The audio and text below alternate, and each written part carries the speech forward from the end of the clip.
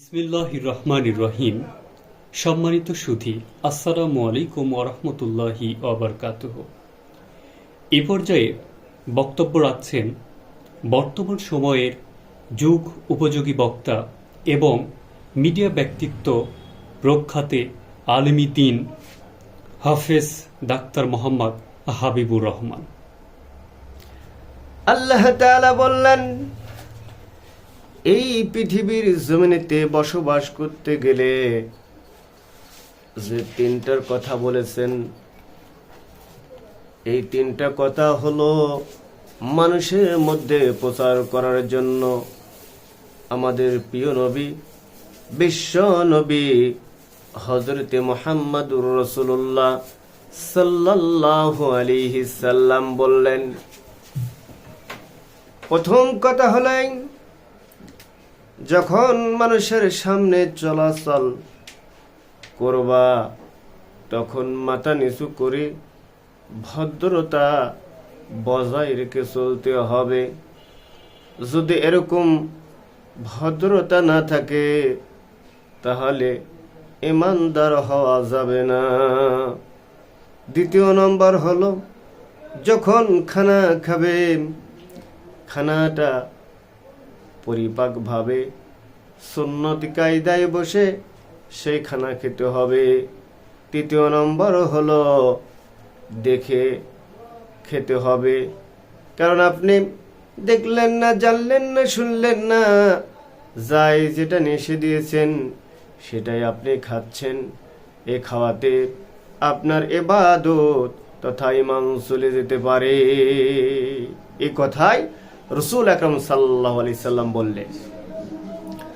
ভাইরা আমার, বন্ধুরা আমার, আজকে সুদের টাকা, ঘুষের টাকা, হারামের টাকাগুলো বেশি মজা লাগে।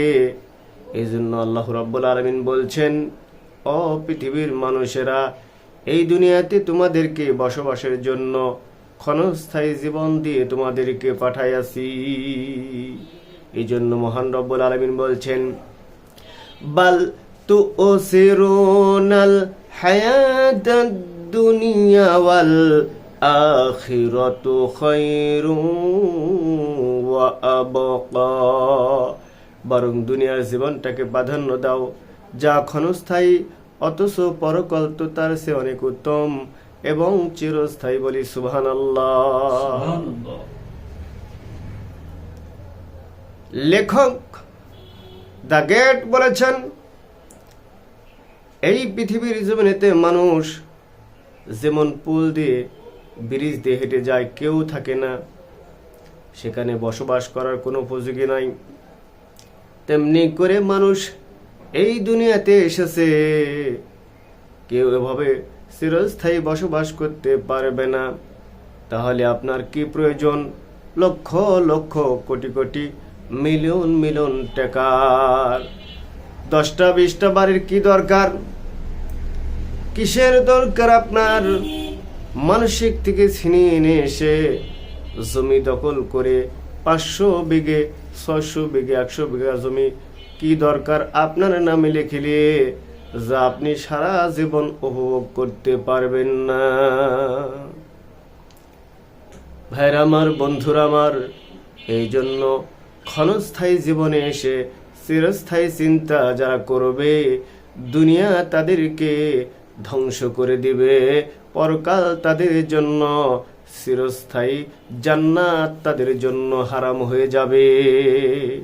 ভাইরা আমার, বন্ধুরা আমার, বুঝতে হবে, আমরা যে মুসলমান, ইহুদি, খ্রিস্টান, নাসারাদের সাথে যদি বসে প্রশ্ন করা হয়, ভাই কি আপনি মুসলমান? আমরা জবাব দিব এক বাক্যে যে আমরা মুসলমান। হিন্দুদেরকে যদি বলা হয়, তারা বলবে আমরা এই ধর্মে রয়েছি। খ্রিস্টানদেরকে যদি বলা হয়, খ্রিস্টানেরা বলবে আমার ধর্ম এই খ্রিস্টান ধর্ম। ইহুদিদেরকে যদি বলা হয়, তারা সত্য প্রকাশ করবে, কিন্তু সত্যর মধ্যে মিশ্রিত আছে। যখন ইহুদি খ্রিস্টানদের চালচলন মুসলমানদের মধ্যে চলে আসে, বুঝতে হবে সে নাম হলো মুসলমান আর কাম হলো ইহুদি। এর কারণ হলো তার ঈমান না থাকার কারণে ইহুদির আচরণ তার দেহের মধ্যে, বডির মধ্যে, রক্তের মধ্যে ঢুকে গিয়েছে।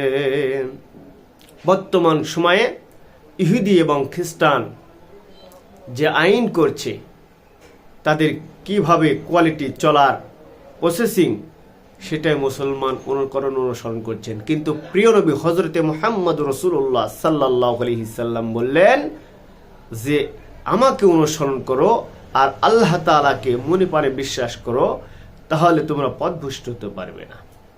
দুইটা জিনিস আঁকড়ে ধরতে বলেছেন। একটা হলো কিতাবুল্লাহ, আল্লাহর কিতাব, ও রসুলি, আল্লাহ রসুলের সুন্নাত, এবং রসুলের যে আদর্শ, সে আদর্শকে আমাদেরকে বাস্তবায়ন করতে হবে।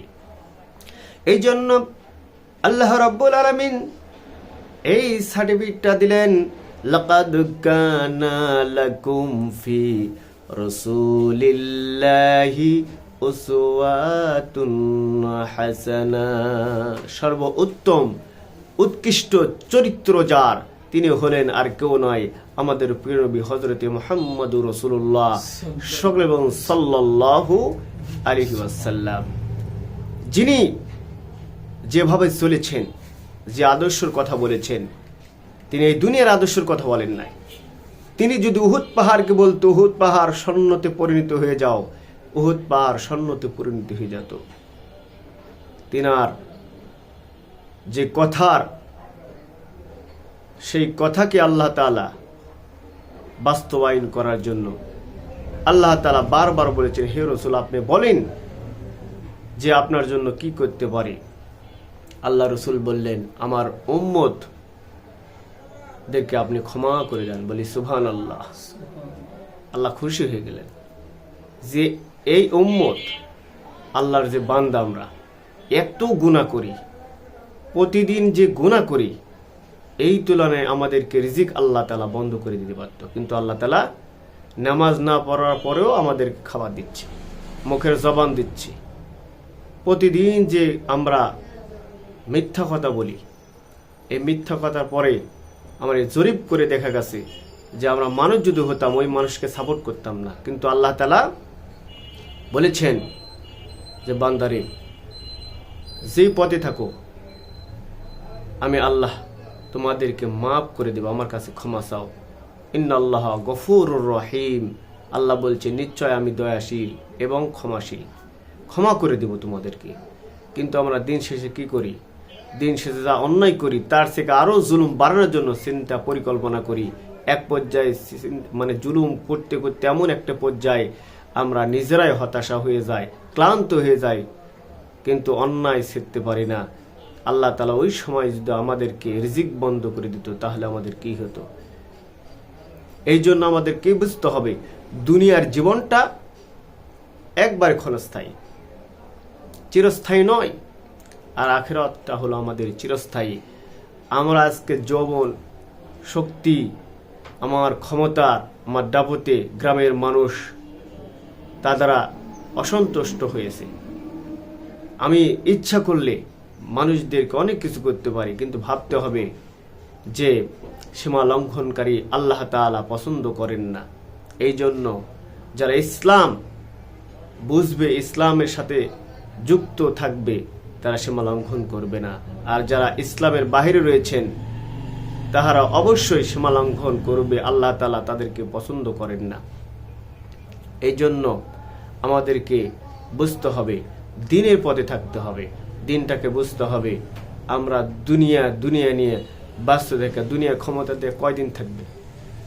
সমস্ত আসমান এবং জমিনের যে মালিক, যে আসমানটা খুঁটিবিহীন রেখেছেন, যে আসমানটাকে খুঁটিবিহীন রেখেছেন, কোটি কোটি মিলিয়ন টাকা দিয়ে কোনো বিজ্ঞান, কোনো মানুষ চিন্তা ভাবনা করে যে এই আসমানের মতন একটা ছোট্ট চান্দা রেখে দেব আসমানে, ঝুলন্ত ক্ষমতা নাই।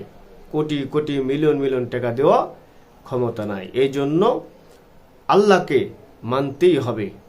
আপনি ইহুদি হন, খ্রিস্টান হন, বৌদ্ধ হন, আপনাকে স্যালেন্ডার করতেই হবে যে এক আল্লাহ রয়েছেন, তিনি অবশ্যই হিসাব নেবেন এবং তিনি আমাদেরকে দেখেন, তার দিকেই ফিরে যেতে হবে। আসলে আমরা দুনিয়াকে বেশি প্রাধান্য দেওয়ার কারণে আমরা আখেরাতকে ভুলে গেছি। এই বলে আপনাদেরকে আমি আর কিছু বলতে চাচ্ছি না, কারণ হলো আমরা সকলেই চাই আল্লাহ তাআলাকে সন্তুষ্ট করি, আল্লাহ তাআলা আমাদের উপর খুশি হয়ে জান্নাত নসিব করুক। সকলে বলেন আল্লাহুম্মা আমিন।